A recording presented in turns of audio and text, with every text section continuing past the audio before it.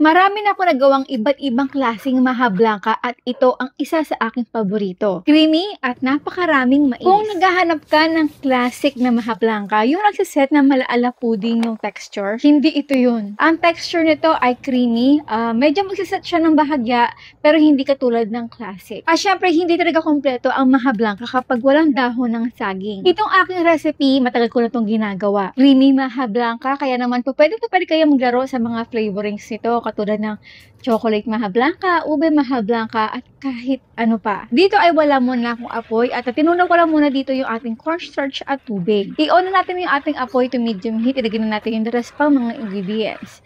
Sa mga gusto ng exact measurement, makikita nyo naman yan sa dulo ng ating video. At ang gustong-gusto ko dito, yung lasang-lasang mais talaga. Kaya naman naglalagay pa ako dito ng cream style corn. Dito ay meron akong isang latang condensed milk, pero hindi ko lahat nilagay kasi medyo natatamisan na talaga ako dito.